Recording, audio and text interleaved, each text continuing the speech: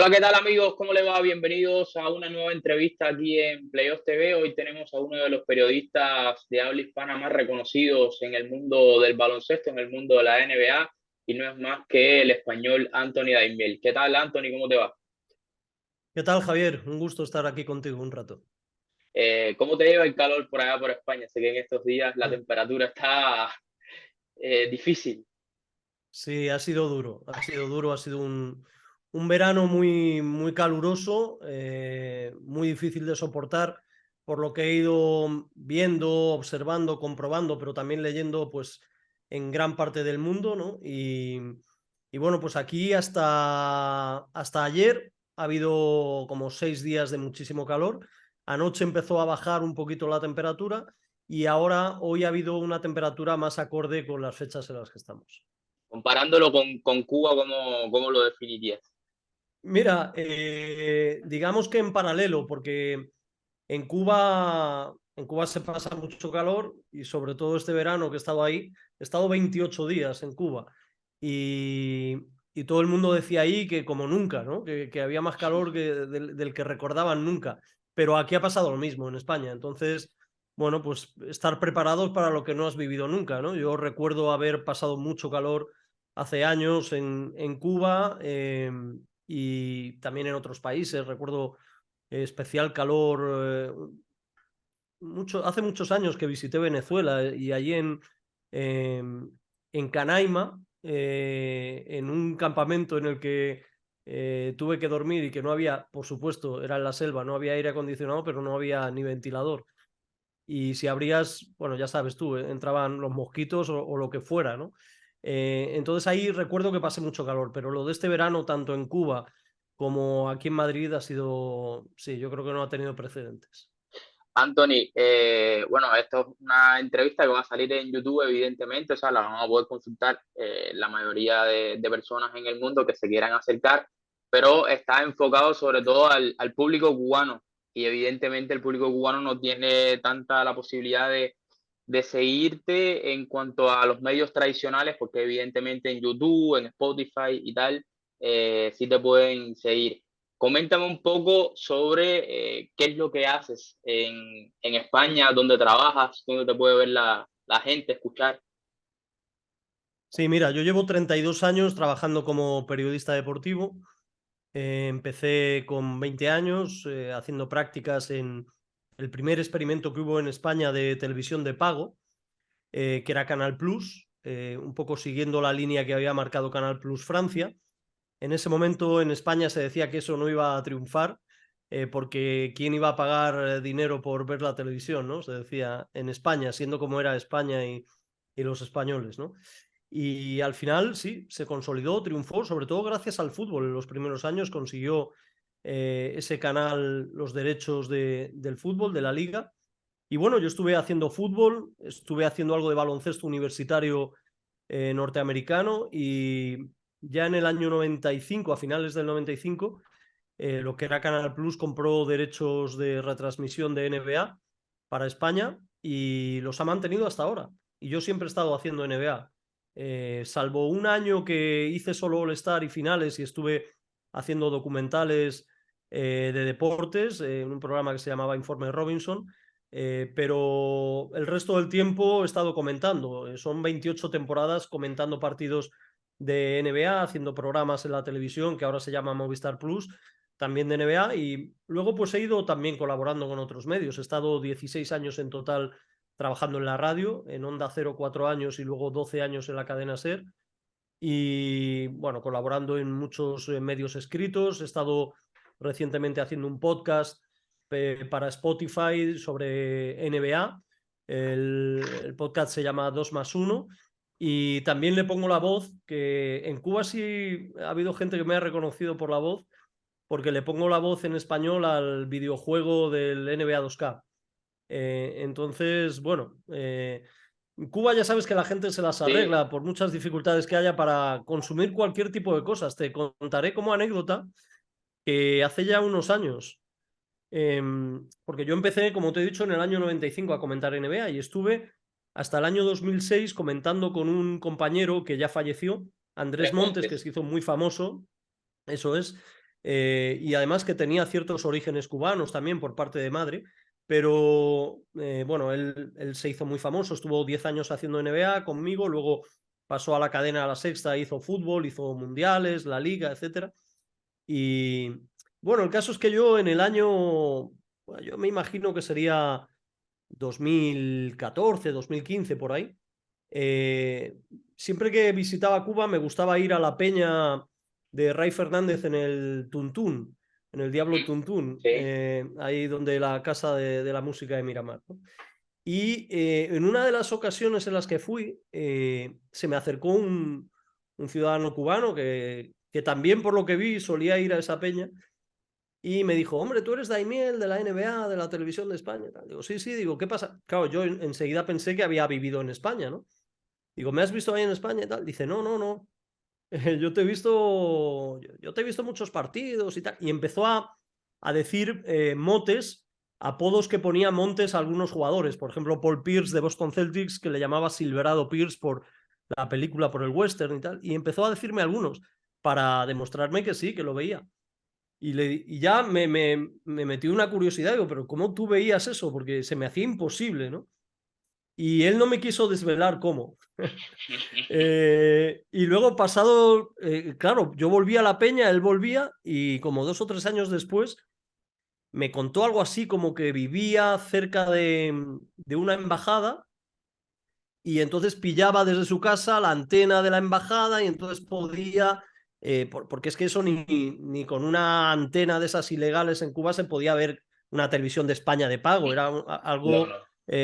bueno, pues irreal, ¿no? Pero él, al final en Cuba todo el mundo se las arregla, ¿no? Y bueno, y sí que en este último viaje ha habido mucha gente que me ha reconocido, también por el podcast este del que te he hablado y ahora también con las redes sociales, ¿no? Sí. Anthony, iba a tocar el tema de Andrés Montes y su relación con Cuba también, pero bueno, lo pensaba dejar un poco más hacia adelante porque quiero saber en qué año vienes por primera vez a Cuba y cómo es que nace esa curiosidad por visitarnos. Pues mira, la primera visita es en verano del año 1992, pleno periodo especial. Ujú.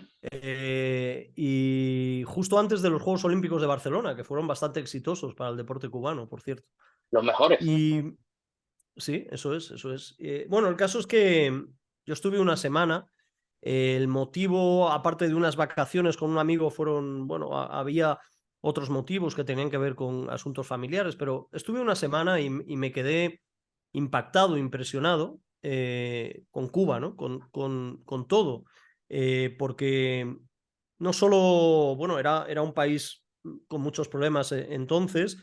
Yo en esa semana sufrí problemas de falta de abastecimiento de combustible, por ejemplo, de algún corte de luz también, ¿no? Problemas que han vuelto ahora. Sí. Pero bueno, el caso es que no por esos problemas. A mí todo lo que yo veía, las cosas que me ocurrían, el carácter imprevisible de los cubanos y de Cuba y de las cosas que pasan en Cuba, ¿no? Que no se pueden predecir, que siempre son sorprendentes las reacciones de la gente.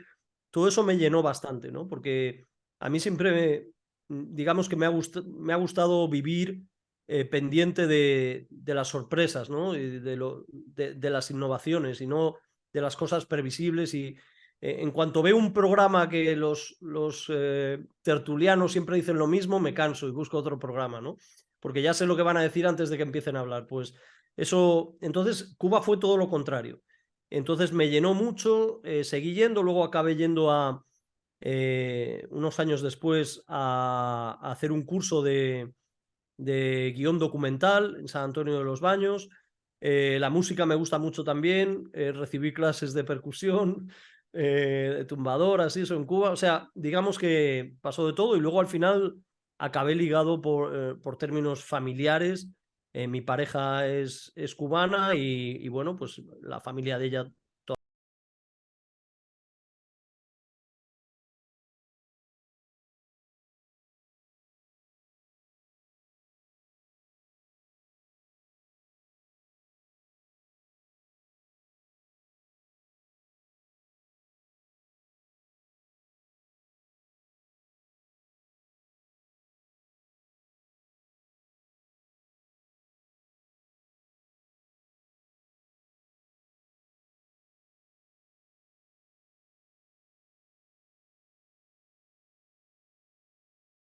mucha fuerza y me paso un tiempo investigando, leyendo todo lo que puedo sobre eso. Entonces con Cuba me pegó muy fuerte. Tengo una bibliografía, una biblioteca en casa tremenda sobre asuntos cubanos de toda índole, sobre política, arte, literatura, música, etcétera.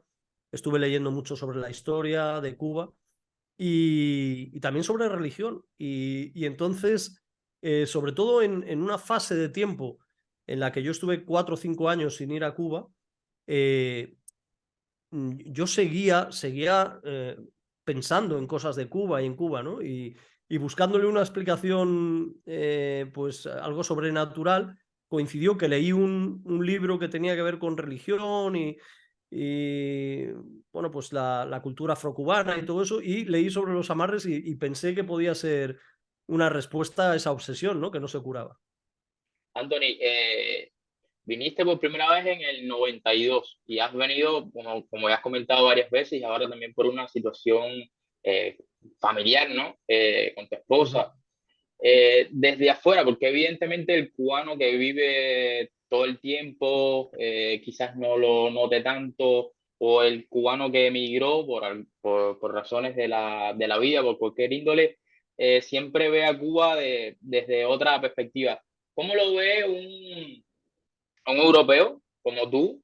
Eh, ¿Cuánto ha cambiado Cuba del 92 al 2023? ¿Y cuánto ha cambiado el cubano que hasta cierto punto, más allá de las incomodidades que te encontraste en el 92, creo que fue lo que más te fascinó de este país? Ujú. Bueno, mira, sabes que existe el tópico fuera, sobre todo para la gente que no conoce Cuba o que solo ha viajado durante una semana con un viaje de agencia, ¿no? Que le llevan 3 días a La Habana y 4 a Varadero y en circuito turístico y no se enteran de nada, ¿no? Pero el tópico es que Cuba no cambia. La realidad es que Cuba cambia constantemente e incluso cambia más rápido que la mayor parte de los países. Así es como yo lo veo.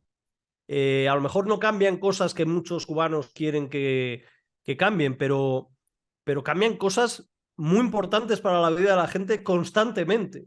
Y normas que tienen que ver con cómo tú vives, con cómo puedes suplir bueno, pues tu alimentación, tus condiciones de trabajo, tu ocio. Eso cambia constantemente, pero constantemente. Yo a veces lo comparo con eh, la manera en la que cambiaban los vocalistas de las orquestas de timba, ¿no?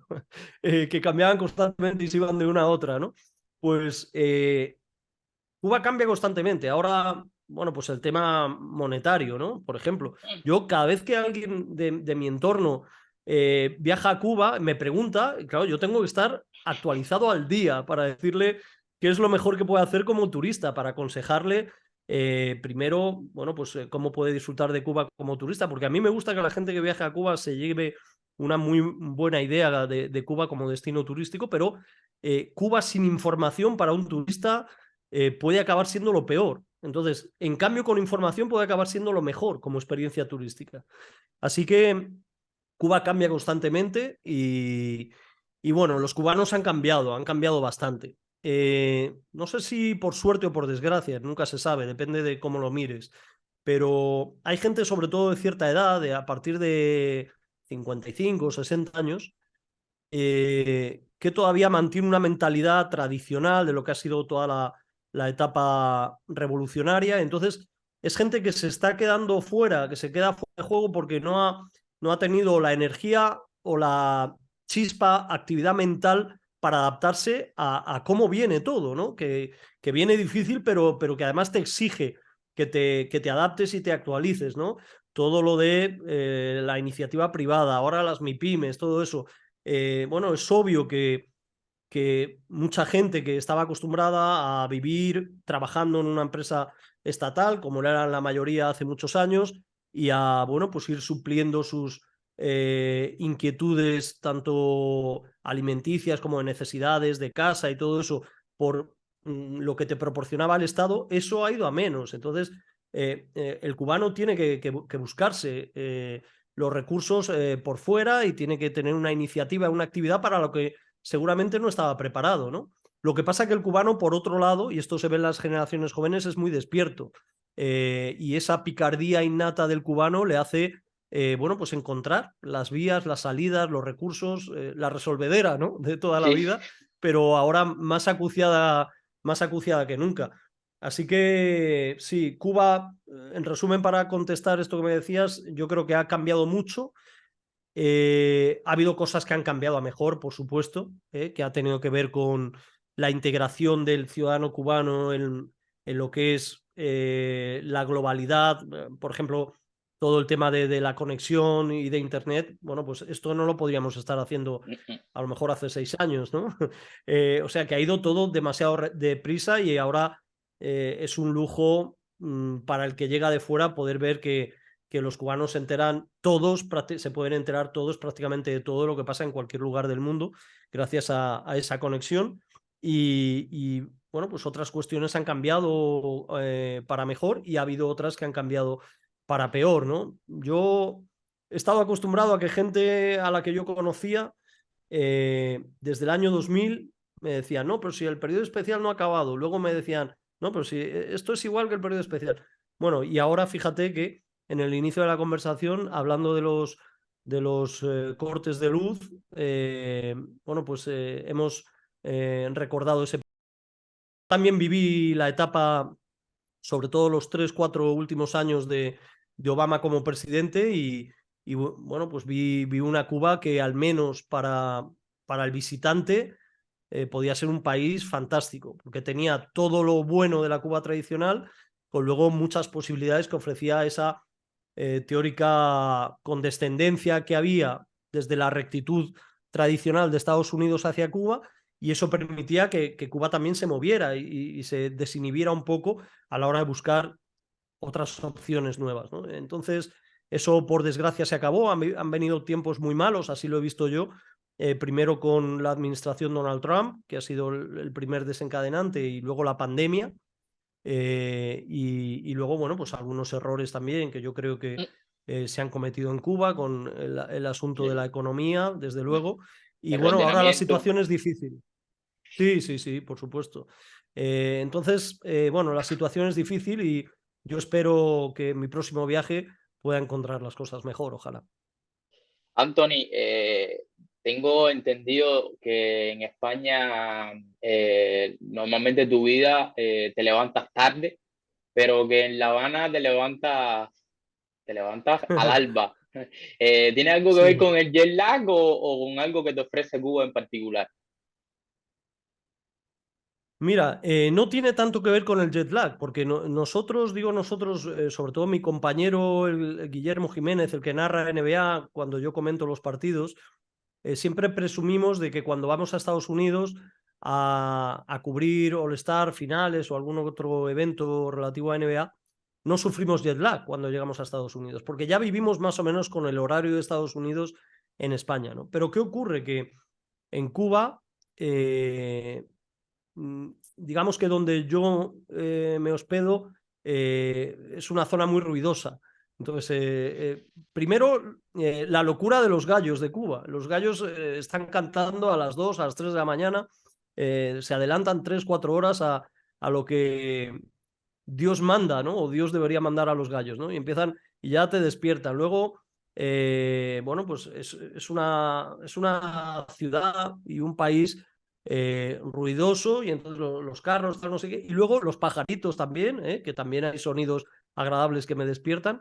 Y esa posibilidad, sobre todo en momentos de calor, pues mira, por suerte a las 7 de la mañana no hace todavía tanto calor y es un buen momento para sentarte ahí en la mecedora, hacerte un café y disfrutar bueno, pues de cosas agradables, ¿no? Como puede ser, pues, ver a la gente que se despierta y va a trabajar cuando yo estoy de vacaciones. Anthony, como tú has comentado un poco, has zapateado Cuba, como decimos aquí, ¿no? O sea, la has recorrido. ¿Algún lugar Ujú. con el que te quedes, que te haya impresionado por lo bueno, por lo hermoso, por lo exótico, por decirlo de alguna manera? Mira, a mí me gusta mucho salir de La Habana. Lo que aprecio cuando sales de La Habana y vas a provincias y sobre todo vas por la carretera o te metes en el campo, aprecias una Cuba muy original, ¿no? Donde ahí es verdad que no se ha cambiado tanto y aprecias lo que podía ser Cuba hace muchos años. También en la manera en la que vive la gente, la manera en la que te trata la gente, una naturalidad y una cercanía, una hospitalidad que seguramente pues en La Habana cada vez se observa menos, ¿no? Y bueno, pues lugares lindos en Cuba hay muchísimos, desde luego, ¿no? Para quien le guste el campo.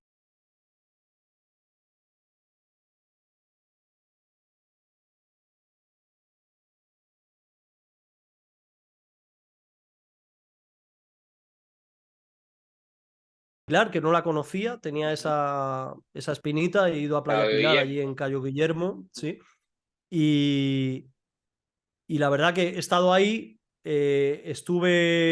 luego me escapé un fin de semana a Varadero porque debo decir que también soy un fanático de las playas del este, pero fui un día y me decepcioné porque las vi muy sucias, ¿no? Tanto en la arena como en el agua. Era un lunes, había habido fin de semana previo, había ido mucha gente porque con ese calor es lógico que la gente vaya a la playa. Pero mira, esa es una de las cosas de las cosas que yo creo que han empeorado en Cuba, ¿no? Que es el carácter cívico de la gente pues se ha reducido a la hora de respetar el medio ambiente, de respetar a los que van después, lo de tirar todo al piso. Bueno, digamos que fue desagradable esa visita a las playas del este y eso nos hizo tratar de ir un fin de semana a Varadero, ¿no? Y al final disfruté varios días de Playa Pilar, 2 días de la playa de Varadero en su mejor tramo. Y luego he estado de vuelta a España, me escapé unos días a Tenerife y claro, la playa me parecía muy poca cosa en Tenerife, ¿no?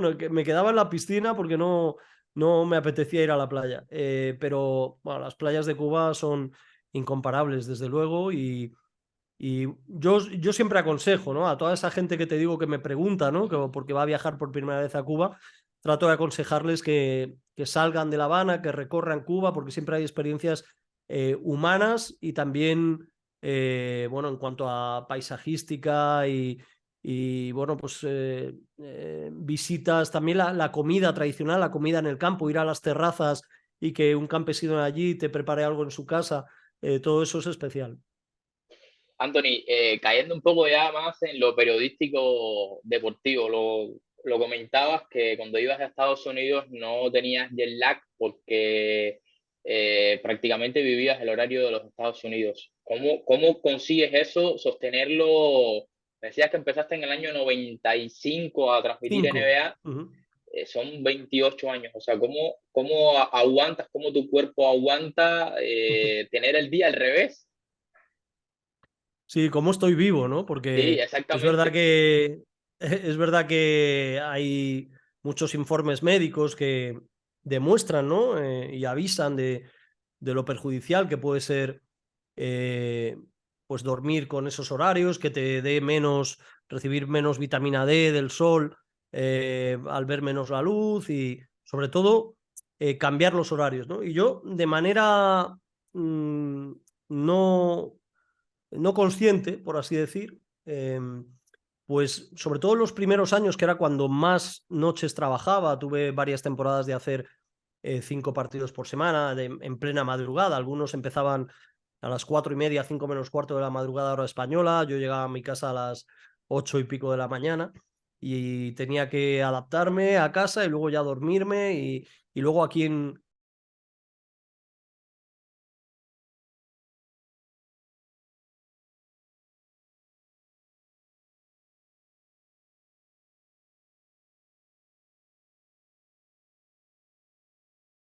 luego ha habido médicos que me han dicho que acerté en eso. O sea, que lo realmente perjudicial para toda la gente que trabaja por turnos, ¿no? Tanto en el sector de la salud como en seguridad. Lo importante es no provocarte tú el jet lag. El jet lag es cuando cambias las rutinas de horario, ¿no? Pero si tú mantienes el horario, entonces tu cuerpo lo siente menos, ¿no? Ese perjuicio. Y yo lo hacía de manera natural. Cuando yo tenía 26, 27 años, cuando no trabajaba, mantenía el horario. O salía por ahí, o me quedaba en casa leyendo o viendo televisión. El caso es que siempre acababa acostándome a las 5 o las 6 de la mañana, casi como un trovador, y levantándome casi al mediodía, ¿no? Y bueno, el hacerlo por costumbre, yo creo que, bueno, me permitió que no me afectara tanto, algo que, bueno, pues no es recomendable, por supuesto.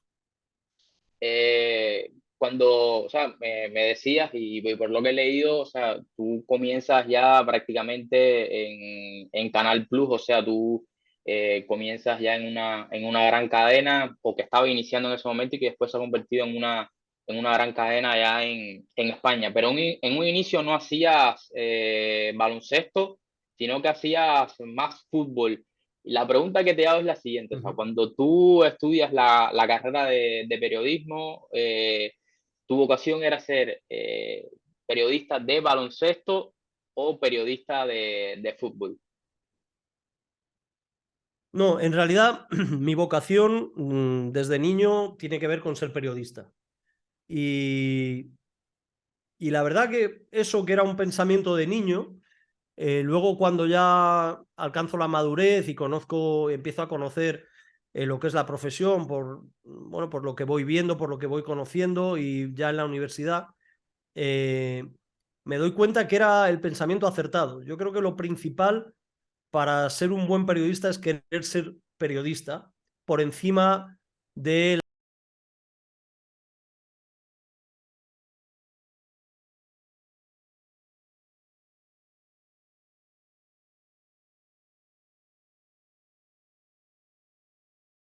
que sobre todo destripa las cosas que pasan para hacerlas más asimilables por el receptor, y también las puede adornar para que se hagan más interesantes, para que tengan una carga estética. Todo esto debiera ser común a la información, al deporte, a los sucesos, a la cultura, a cualquier tipo de periodismo. Entonces yo creo que por ahí acerté. Y no me suponía ningún problema ni complejo que me hubieran... De hecho, estuve haciendo una época boxeo, fútbol americano, estuve con fútbol y bueno, al final es verdad que el baloncesto me gustaba tanto como el fútbol. Aquí en España ocurre con el fútbol lo que ocurría en Cuba con el béisbol pues hace 20, 30 años, ¿no? Que el mundo desde niño está relacionado con ese deporte, ¿no? Y entonces todo el mundo sabe de fútbol o todo el mundo se piensa que sabe de fútbol.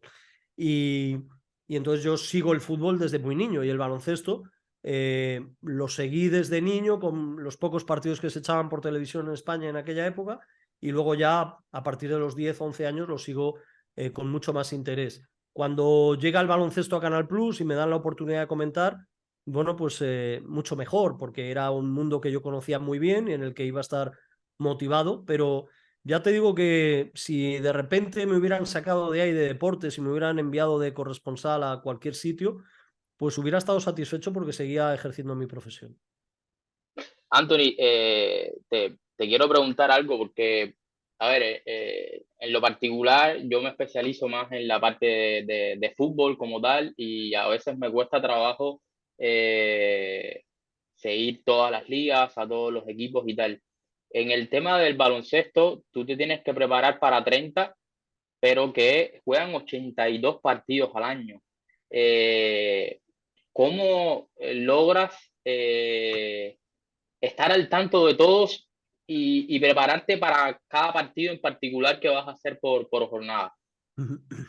Sí, mira, esto es muy interesante para el que, bueno, tiene curiosidad por el periodismo, para el joven que quiere ser periodista. Es verdad que hay mucho partido, hay mucha actualidad, cada equipo maneja 15, 16 jugadores mínimo cada temporada y son 30 equipos, como has dicho. Por lo tanto, bueno, pues estamos hablando de seguramente algo más de 500 jugadores que hay que más o menos conocer, manejar. Y luego hay tantos partidos todos los días que yo lo que hago a través del League Pass de la NBA es verme lo que llaman ellos Condensed Games, resúmenes de partidos de 10, 15 o 20 minutos de los partidos que más me interesan. Hay otros partidos que me veo highlights, esto se puede hacer incluso por redes sociales. Y luego lo que sí, tengo una costumbre, que no sé si ya se ha quedado antigua, pero yo me miro los box scores, es decir, las estadísticas completas de cada partido que se juega en la NBA. Eso sí lo hago por costumbre, ¿no? Con el café de por la mañana. Y sí lo que hago también, yo sé con cierta antelación los partidos que voy a comentar y sí que tengo una rutina de preparación del partido en concreto que voy a hacer y ahí le dedico a cada partido por lo menos entre 3 y 4 horas, ¿no? De preparación concreta sobre ese partido, ¿no? Yo tengo una base de conocimiento de, por supuesto, de esos equipos, de los jugadores, de los entrenadores, de la historia de las franquicias, pero me gusta conocer cosas especiales siempre con el interés de que la experiencia del espectador viendo el partido sea más completa, que yo pueda aportar algo más de lo que es el simple disfrute con el juego.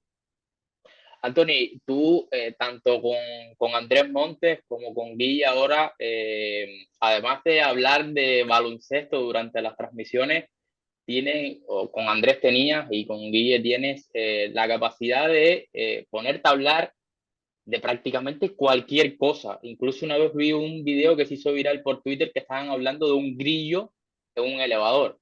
Sí, Eh, sí. eso lo da el horario, eso lo da la compenetración entre ustedes. ¿Entiendes que la comunicación de un partido está también un poco en el entretenimiento de quien te está viendo?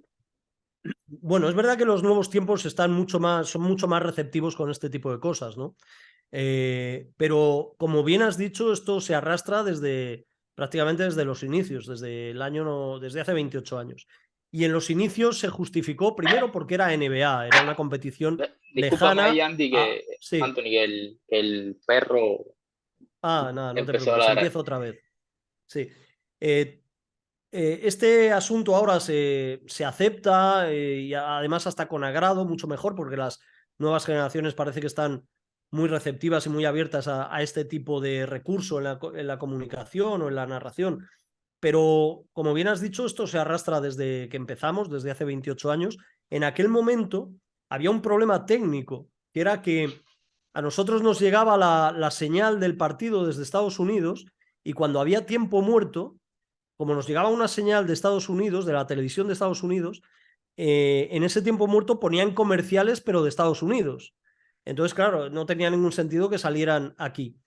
Entonces, en vez de que nos llegaran aquí los comerciales, lo que hacía desde New Jersey la NBA era que te cortaba directamente los Estados Unidos y se iba perdón, los comerciales y se iba a pantalla negra, en negro. Entonces, había que cubrir ese hueco. Y bueno, pues en ese momento consideramos o se consideró que era bueno quedarnos en el estudio y ir hablando, explicando, compartiendo. Pero obviamente, como tú has dicho, tantos equipos, 82 partidos, empiezas a mediados de octubre, una temporada que solo la temporada regular acaba a mediados de abril. Para la concepción que se tiene del deporte en Europa o en España, pues eso choca un poco porque dices, si este partido en realidad, ¿para qué sirve?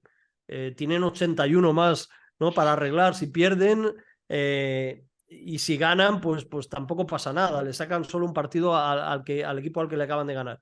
Entonces, nosotros nos podíamos permitir esas licencias, ¿no? Y en los últimos años lo que ha ocurrido es que, como tú dices, se hacen este tipo de conversaciones virales en redes sociales y se observa que a la gente le gusta y a veces la gente se queda más con ese tiempo muerto que hablas de cualquier tontería que con la parte más importante del propio partido, ¿no? Pero bueno, vivimos estos tiempos, hay que adaptarse y yo creo que nos valoran mucho, al menos en la cadena, que siendo gente ya de 50 años o más de 50 años, pues que los chicos de 12, 14, 16, 18 años están encantados con ese tipo de conversaciones. Anthony, en el inicio de la conversación mencionabas a Andrés Monte también hace algún momento y mencionabas que tenía sangre cubana, por lado que me parece que de la madre, un abuelo, si Sí, no tengo mal la madre, entendido. sí, sí, sí. Eh, ¿Qué había de él en su carácter cubano? Sé que era muy dicharachero, como decimos aquí, que tenía mucha chispa. Ujú. Sí, él tenía muchas cosas netamente cubanas. Lo que pasa que él no lo identificaba así porque él no había viajado nunca a Cuba, ¿no? Es algo extraño, es una historia tremenda la suya, pero bueno, su madre cubana y fue una, ya falleció, pero fue una pianista de muchísimo nivel, Zenaida Manfugás, que se decía en su época que era la mejor intérprete de Lecuona al piano. Y, y además, bueno, yo, claro, por interés en Cuba y por mi vínculo con Andrés Montes, investigué bastante y no sé si bisabuelo o tatarabuelo suyo, me parece que es el inventor, el que se considera inventor del tres cubano, del instrumento musical, Nené Manfugás, que, bueno, se le considera inventor porque fue el eh, primer trovador que bajó de la montaña a Santiago con esa guitarra de tres cuerdas, ¿no? Y haciendo bueno, tratando de interpretar esos sonidos que tenían que ver con influencias francesas y también con la cancionística española y todo eso. Bueno, el caso es que él tenía muchas cosas de cubano, ¿no? Él tenía, eh, era obvio, tenía un gen que no solo es de cubano, sino que se puede considerar de la narración deportiva latinoamericana, ¿no? Tenía muchas cosas que tienen que ver, ¿no? Con narradores desde Argentina hasta México, pasando por Caribe o por Venezuela, Colombia. Y luego tenía un carácter muy cubano, de ser muy alegre, pero luego muy cambiante, también muy gesticulador con los brazos y con las manos cuando hablaba, que eso es muy cubano. Así que sí, tenía... Lo que pasa que él, bueno, por ese trauma de lo que fue su relación con su madre, que fue muy complicada, pues él, también por la generación de él había vivido en su adolescencia y juventud los mejores años de la cultura estadounidense, ¿no? Y que empezaban a llegar a España en esos años, entonces él era un enamorado de la cultura, sobre todo musical y cinematográfica de Estados Unidos, ¿no? Y bueno, lo de Cuba le pillaba lejos y no lo atendió mucho también por, como te decía, ese trauma que tenía con la historia con su madre. Anthony, volviendo un poco al tema del periodismo, ahora que se han abierto nuevos medios con las redes sociales, YouTube, Twitch, Twitter, eh, ¿crees que el periodismo es una carrera académica o una carrera más de hacerla diario? O sea, que Yeah. se aprende más haciéndola o yendo a una escuela. Bueno, siempre ha existido el tópico o la fama en el periodismo de que la teoría y lo que se estudiaba en la universidad no importaba tanto o no te ayudaba tanto, que lo que importaba era la práctica y el día a día, ¿no? Eso siempre ha existido con mucho peso en el periodismo. Yo creo que también porque había mucho intrusismo profesional, es decir, había mucha gente que acababa trabajando de periodista sin haber estudiado propiamente periodismo en la universidad. Eh, ¿Qué ocurre? Que lo que hacen las nuevas tecnologías y los nuevos formatos es socializar esta profesión o la oportunidad de poner en práctica esta profesión. Por lo tanto, yo lo veo muy bien. Yo veo con agrado que cualquiera que tenga esa pulsión y esa facilidad o esa inquietud pueda lanzarse ahí a la arena, ¿no? A tratar de pelear esto, ¿no? Eso está muy bien. Pero yo creo que cualquiera que lo haga, y sobre todo si cuando empieza ve que le puede ir bien, que le están saliendo bien las cosas, yo aconsejo a todo el mundo que trate de, como quiera, o matriculándose si puede en la universidad, o si no puede, sin matricularse, pero que busque lo que, digamos, los mandamientos del periodismo, cómo tiene que ser el periodismo bien hecho. Eso no se puede olvidar, porque si eso se pierde de vista, se crea una especie de anarquía muy peligrosa en la práctica del periodismo. Porque obviamente no todo lo muy atractivo es válido. Tú puedes, a través de malas prácticas, hacer un contenido muy atractivo y que además te da ingresos, porque te da pinchazos, visualizaciones y eso puede acarrear fama y prosperidad, ¿no? Pero eso a su vez genera, va construyendo malos ejemplos de aficionados al deporte. Eso, por ejemplo, está ocurriendo o ha ocurrido en España. Yo creo que ha habido muy malos, dentro del periodismo deportivo, muy malos ejemplos durante muchos años que se consideraban a ojos del gran público como modelos de éxito y entonces las nuevas generaciones desde niños han pensado que el periodismo era eso, ¿sabes? Y entonces ya todo el mundo está equivocado. El fanatismo lo ha invadido todo. Yo el periodismo que conocí de niño no era así. Es obvio que todo el mundo puede tener simpatías por un jugador, por un equipo, pero cuando se pone a ejercer su profesión y a contar, a narrar un partido, un evento o hacer una entrevista, se supone que el periodista tiene la capacidad para dejar a un lado sus preferencias y desarrollar su trabajo de la mejor manera posible. Eso se ha casi perdido, eso se ha olvidado. Eh, todavía no está todo perdido, ¿no? Todavía hay esperanzas en que las nuevas generaciones puedan reconducir y retomar esta situación. Yo no he querido pronunciarme mucho. Digamos que son días en el momento en el que estamos grabando esta entrevista Te muy iba a, pre- convulsos en España. te iba a Sí, preguntar sobre el claro, tema Ruiz Rubiales y desde el enfoque sí. periodístico que se le ha dado.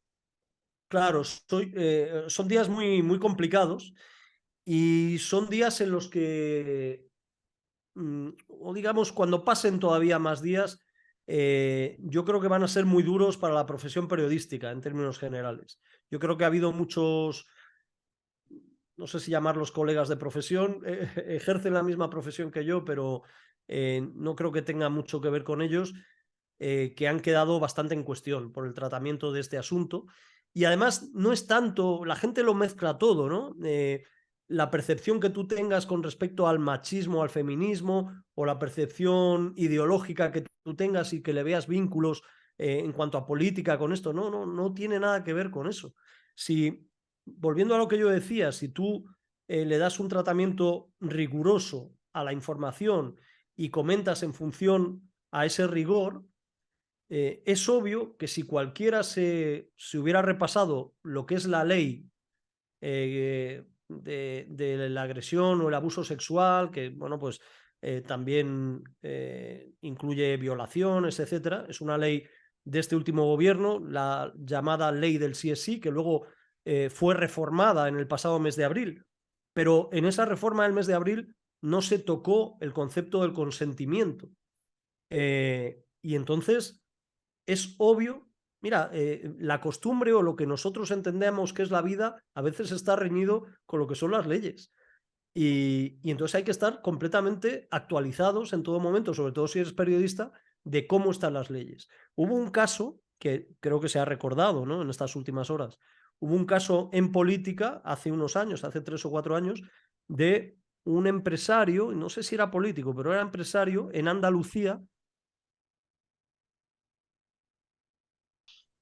Anthony, según la respuesta que me dabas, me da la sensación de que el problema que tú tienes con el periodismo moderno, no sé si español, latinoamericano, porque me parece que también a nivel latinoamericano sucede mucho. Aquí en Cuba yo creo que todavía no ha llegado como tal, todavía la televisión y la radio cubana son más tradicionalistas, por decirlo de alguna manera.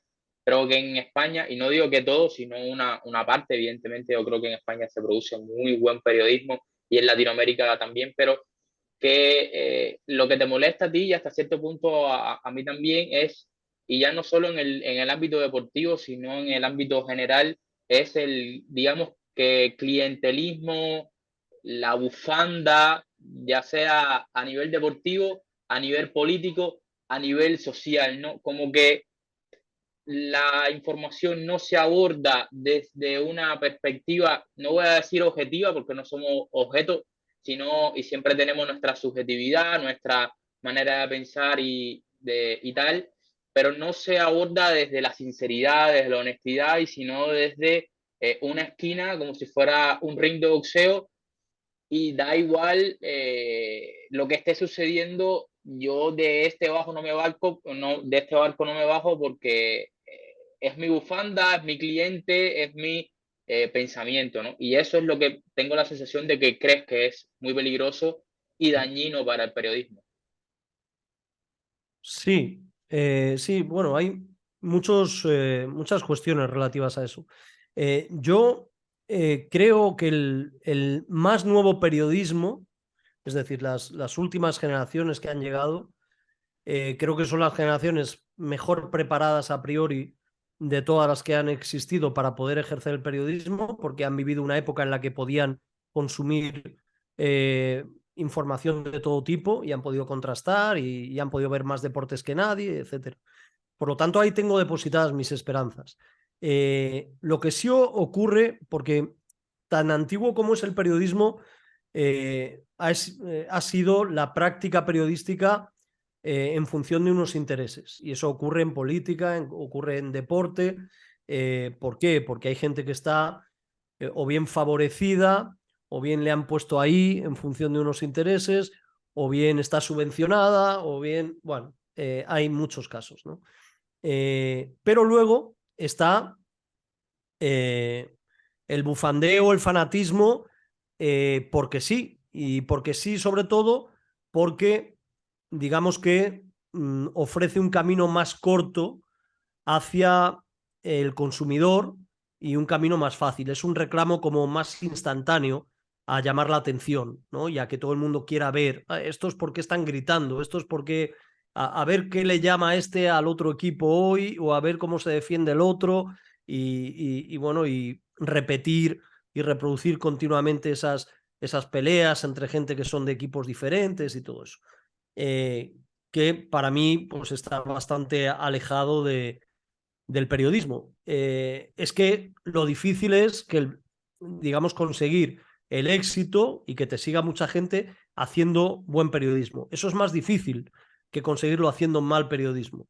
Pero ahí está el reto del que quiere desarrollarse en su profesión, ¿no? Entonces esto está complicado ya hace años. Yo nunca he sido muy corporativista, pero obviamente miro a mi alrededor y gran parte de las cosas que veo no me gustan. Por suerte para mí, pues yo más o menos ya mi carrera la he hecho en cuanto a que, bueno, pues los momentos más importantes los he ido solucionando, me han ido muy bien las cosas, he tenido suerte y bueno, pues aunque debo seguir unos años más, pero el problema está para el periodista íntegro que quiera desarrollar bien su profesión y que es joven ahora, porque lo puede tener más complicado, ¿no? Así que digamos, esa es la batalla que hay que librar dentro del periodismo. Y bueno, pues referido a este último caso de lo que ha pasado, ¿no? Con Luis Rubiales y la Federación Española, pues este es un ejemplo de otras muchas cosas que pueden pasar. Hay que volver a los mandamientos del periodismo, a lo que es la teoría de la comunicación y de redacción periodística, acercarte a la verdad, tratar de ser ecuánime, profundizar de manera ética en la información que consigues y que luego vas a dar. Y yo creo que eso siempre el receptor lo va a agradecer, ¿no? Anthony, en estos días con redes sociales, con YouTube, con Twitch, con todo esto, hasta cierto punto se ha democratizado un poco lo de ser periodista y poder llegarle a una gran masa, ¿no? A un gran público, que yo creo que al final también es un poco el objetivo de no solo del periodista, sino del comunicador, ¿no? O sea, poder llegar a la mayor cantidad de personas posible. Y lo que te quería preguntar era, para llegar a una gran cadena, por ejemplo, Movistar o la cadena SER, ¿cuánto hay que tener de voluntad, o sea, voluntad y esfuerzo? ¿Cuánto hay que tener de talento? ¿Y cuánto hay que tener de suerte? Y estar en el momento y el lugar adecuado, ahí estar justo en ese instante para que el tren te pueda tomar. Mira, eh,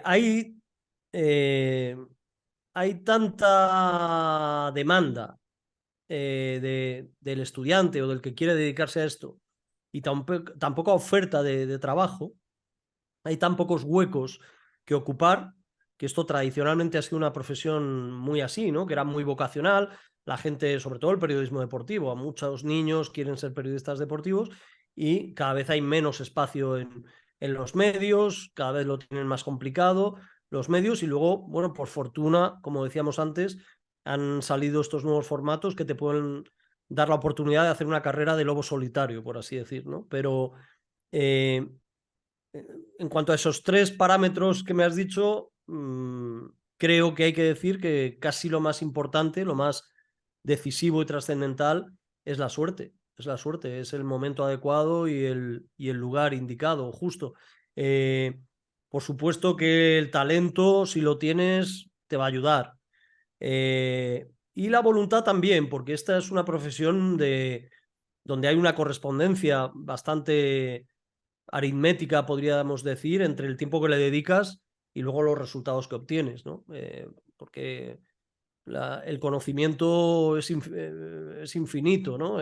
O sea, puedes tú para una retransmisión, para un programa, digamos que no puedes decir, yo en 2 horas ya lo sé todo, no. Si le dedicas 10 horas, seguramente te va a salir mucho mejor que si le dedicas 5 horas, ¿no? A preparar eso. Y le podrías dedicar 6 semanas, ¿no? Así que esto es como todo, pero siendo voluntad y talento muy importantes, yo creo que la suerte hoy en día, por esos pocos espacios que hay, es fundamental. Ya para ir cerrando, Anthony, una pregunta de una anécdota que leí de casualidad y es algo que te sucedió con Scottie Pippen Uh en un -huh. bar en Atlanta en el año 96. Exactamente qué fue lo que pasó.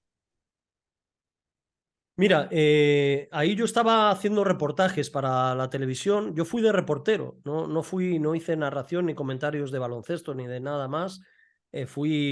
Trataba de sacar un reportaje diario para un programa que hacíamos en esos Juegos Olímpicos. Y yo iba siempre con un camarógrafo, ¿no? Con un operador de cámara. Estábamos todo el día juntos, desde por la mañana ya salíamos con la cámara a grabar cosas y luego pues por la tarde ya solíamos llegar al centro de prensa internacional y allí de manera muy rudimentaria le metía la locución al vídeo, se llevaba la locución, editaba en edición por corte y ya dejaba el reportaje hecho y se lanzaba desde allí, ¿no? En el programa en directo.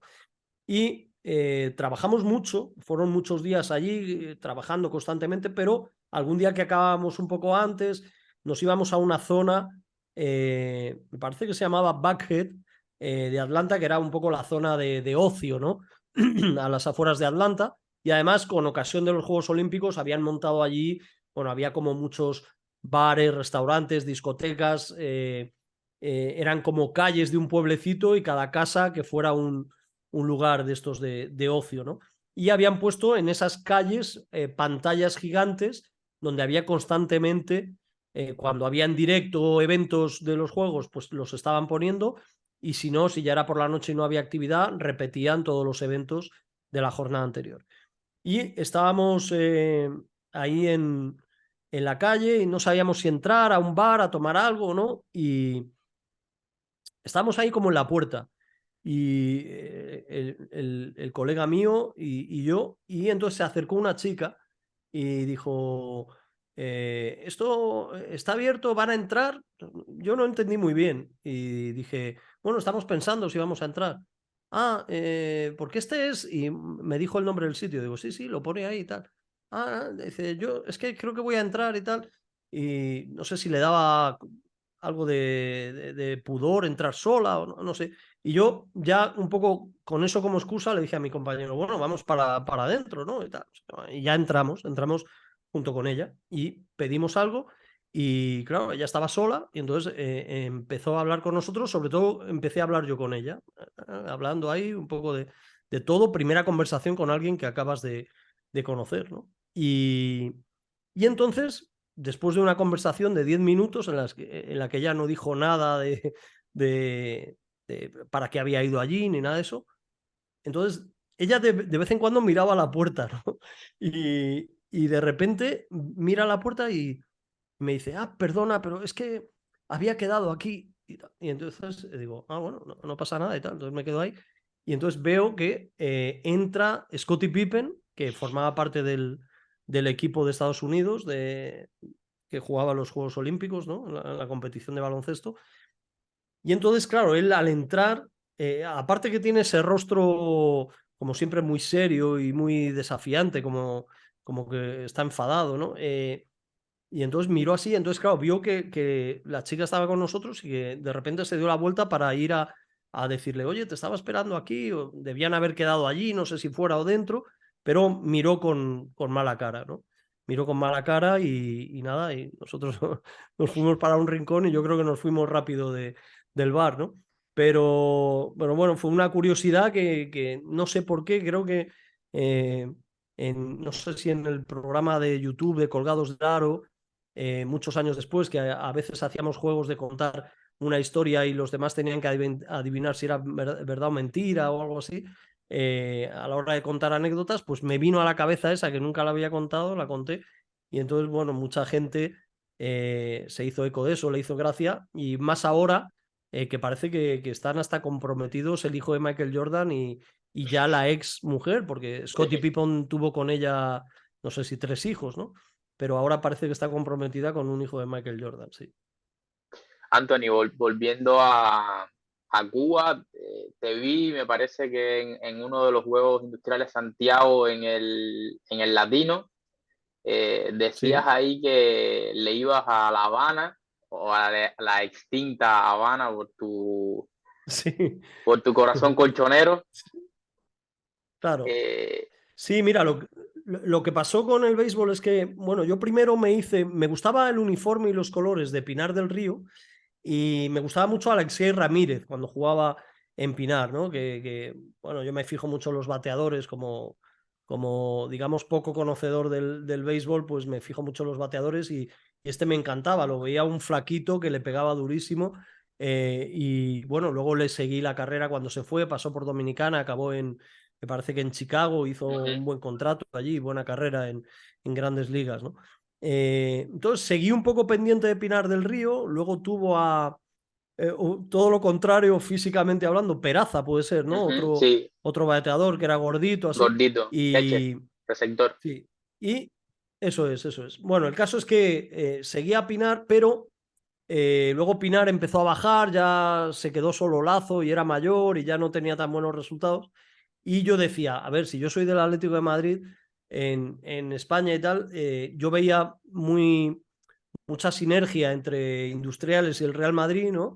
Decía, pues yo debería ser del equipo de Habana, que es de provincia Habana, pero que es el otro equipo más cercano a la capital, ¿no? Pero luego con la redistribución de las provincias me dejaron sin el equipo de Habana, entonces ya, claro, Artemisa, Mayabeque, no, ya no me motivaban, ¿no?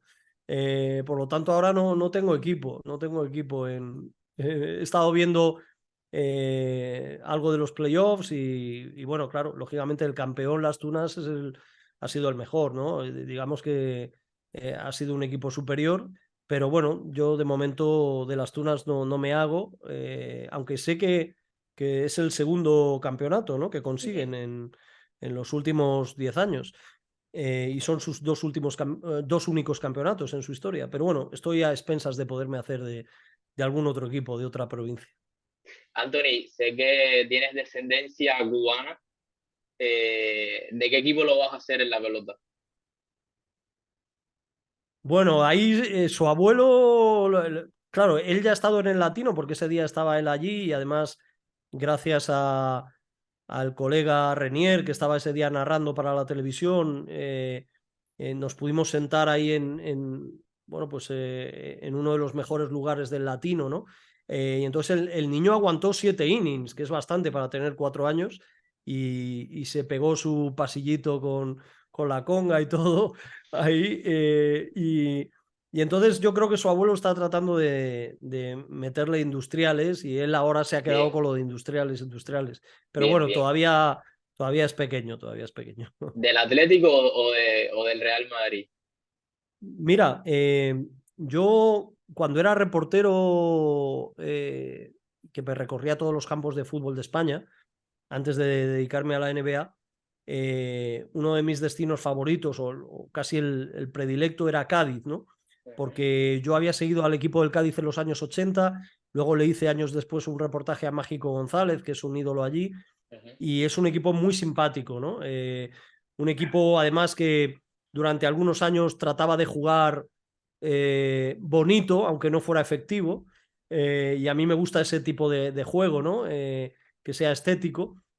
Bueno, el caso es que me gustaba mucho Cádiz, me gustaba ir a Cádiz, me gustaba el Cádiz, un club y un equipo simpático, y alguna vez con algún amigo dije, si alguna vez tengo un hijo, me gustaría que fuera del Cádiz. Y no sé si eso a través de otro amigo le llegó a alguien. El caso es que a poco de nacer, mi hijo ya le hicieron socio del Cádiz. Y bueno, y ahora cada año renovamos. En estos días tengo que escribirles para hacer el pago y volverle a hacer socio, porque ya lleva 3 años siendo socio del Cádiz. Y bueno, de momento le llevé un día al estadio, además, a un Cádiz Atleti de Bilbao, y aguantó hasta el descanso del partido solo, pero al principio estaba encantado con el ambiente, es un público muy alegre también. Y, y bueno, de momento que sea del Cádiz. Yo no quiero intervenir ni influir mucho en los gustos o en las predilecciones, pero en este caso el Cádiz es una cosa como simpática, ¿no? Como que no daña ni duele a nadie que un niño sea del Cádiz. Así que ojalá siga siendo del Cádiz. bueno, y que sean industriales también, así ganas algo de vez en cuando, porque Bueno, vamos a ver, entre el Atlético y el Cádiz está difícil ganar algo. Creo que hay más vamos a ver posibles. cómo sigue Industriales. Sí, sí. Anthony, ya para terminar, ¿te gustaría en algún momento vivir en Cuba? Mira, con todas mis visitas desde el año 92 hasta ahora, es el segundo país en el que más tiempo he estado después de España. De largo, he estado más que en Estados Unidos, seguro, ¿no?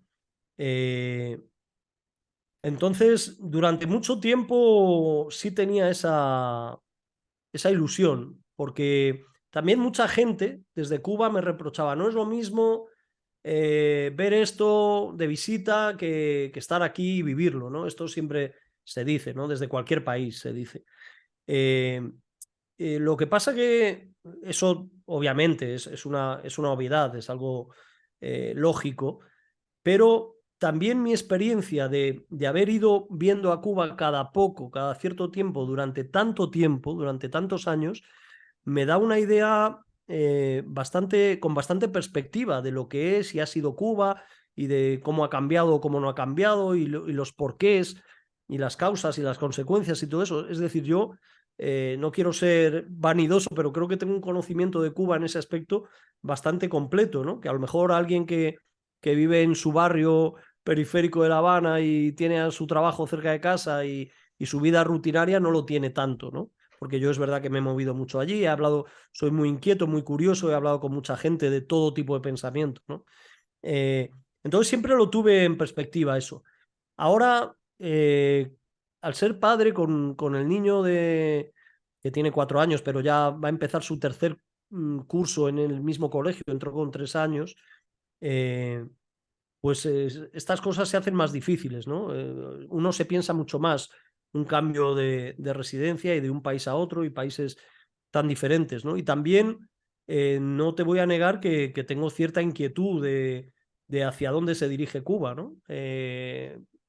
Por su situación actual, por lo que ha pasado últimamente, pues estoy muy, muy pendiente, observo constantemente porque mi corazón también está allí y quiero que vayan bien las cosas y que vayan a mejor, pero bueno, no te oculto que en estas últimas visitas, sobre todo, pues hemos tenido nuestros problemas, ¿no? Siendo visitantes, pero hemos tenido problemas de el verano del 22, pues tuve que sacar mis mejores condiciones de Camaján, por así decir, para buscar agua embotellada, para buscar Ujú. leche para el niño, porque no era fácil encontrarlo en el verano pasado. Ahora se encuentra más fácil, pero claro, todo es más caro, ¿no? Pero he tenido mis problemas porque volví de Cayo Guillermo a La Habana en coche y con el tema del combustible. La última noche que estuvimos en La Habana tuvimos un apagón de 5 o 6 horas. Es decir, al final vivimos como cualquier cubano en cuanto a estar residiendo en una casa, tratar de moverte y bueno, pues puedes tener los inconvenientes, ¿no? Que puede tener cualquiera, aunque siempre menos, ¿no? De los que puede tener mucha gente que esté en... Pero me preocupa, entonces, bueno, estaré pendiente. Ojalá en algún momento pudiera decir, mira, que el niño vaya a hacer un curso allí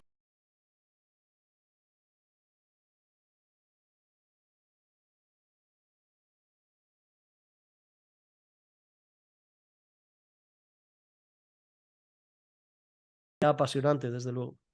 Bueno, muchísimas gracias, Anthony, por estar aquí en Playoff. Por cierto, las mejores de la suerte para España en el Mundial. Empieza Uh -huh. dentro de poco. No te pregunté por Jaciel Rivero. Muy rápido, ¿qué piensas de Jaciel? ¿Pudo haber llegado en algún momento a la NBA si hubiera llegado más pronto al baloncesto profesional? Sí, mira, yo he seguido bastante a Jaciel Rivero desde los 20, 21 años. En la medida de lo posible, cuando estaba en Cuba y luego cuando fue primero a Uruguay, luego en 2 etapas a Argentina, con una lesión importante entre esas 2 etapas argentinas, ¿no? Y luego ya cuando llegó a España. Yo creo que él tiene y ha tenido condiciones para poder jugar en la NBA, sin duda. Ha sido un jugador, es un jugador muy talentoso, muy listo, bastante competitivo, lo tiene todo para poder haber jugado, pero el proceso se retrasó más de la cuenta por cuestiones que tampoco tenían tanto que ver con él. La lesión, luego el hecho de que los cubanos ocupen plaza de extracomunitario en España hace mucho más difícil que puedan jugar en estas ligas. Por lo tanto, llegó más tarde de cuando debía a España. Estuvo ahí en Burgos, donde le fue muy bien. Además, es un jugador muy carismático, que lo quieren mucho en las ciudades donde radica el equipo donde juega. Y en Valencia el primer año fue bien y el segundo, bueno, pues no ha ido tan bien, también por estos problemas de las plazas de extracomunitario y porque su relación al final con el entrenador no acabó muy bien. Hay que decir que ha fichado por un equipo histórico del baloncesto europeo, uno de los equipos bueno, pues más galardonados en toda la historia de las competiciones continentales, el Maccabi de Tel Aviv, y bueno, ojalá le vaya muy bien jugando Euroliga, pero bueno, va cumpliendo años y cada vez se va haciendo más difícil lo de la NBA, ¿no? ¿Crees que España pueda repetir el título? Es difícil. Lo que pasa es que España, bueno, cuando ganó el Eurobásquet el año pasado fue sorprendente, cuando ganó el Mundial en 2019 fue sorprendente, no contaba ni entre los 3 o 4 principales favoritos, yo creo que en ninguno de esos torneos, ¿no? Entonces España, en lo que es super top, en lo que es, puede ser que la mejor, es en la cuestión mental de la competición y del juego. Es un equipo mentalmente muy fuerte que si llega igualado a un final de partido sabe manejarse muy bien. Un equipo que juega con mucha confianza, con mucha seguridad, pero obviamente pesando en una balanza el talento al peso de jugador por jugador, pues hay otros equipos que parecen mejores, sobre todo Estados Unidos, que es el gran favorito. Luego están, sobre todo, hoy, ha empezado hoy el Mundial y he visto Australia un rato y he visto el Canadá-Francia y Canadá le ha ganado por 30 Tiene a Francia. 7 NBA, si no me falla la memoria, Canadá. Eso es, eso es. Canadá tiene una magnífica plantilla y un gran entrenador que es español, Jordi Fernández, que lleva muchos años de ayudante en la NBA. Canadá es un equipo de mucho nivel. Australia está muy bien, la verdad. Y luego, bueno, pues Francia tiene una buena plantilla y hay algún que otro equipo. Alemania está bien. Bueno, puede haber mucho. Eslovenia con Doncic, por supuesto, aunque no está tan acompañado. Pero España puede estar ahí, en el grupo de los que aspiren, dependiendo cuáles sean los cruces a la hora de poder llegar a cuartos y semifinales. Pero ya te digo, España tiene una buena plantilla, a lo mejor no tan buena como otros 2 o 3 equipos, pero es muy fuerte en otras cuestiones. Así que vamos a ver, tiene que competir, seguro. Bueno, nada, muchísimas gracias, Anthony, por pasarte por acá por Playoff. A ver si en otra ocasión podemos conversar más sobre baloncesto, Wembayama, que dicen que es la próxima gran figura, Luka Doncic, tu relación con Pau Gasol, que sé que también es bastante buena. Pero Ujú. bueno, no te robo más tiempo por hoy, así que muchísimas gracias por pasarte por acá y cuando estés por Cuba, si podemos conocernos Claro, personalmente. cuenta con ello. Nada, ha sido un placer estar hablando este rato aquí contigo y nada, un saludo para todos los que sigan este canal de YouTube y hecho, en la próxima ocasión a ver si nos vemos allí en La Habana. Pero nada, muchísimas gracias, Anthony, y a ustedes, como siempre, la invitación es a que se suscriba, a que active la campanita y a que se una al play.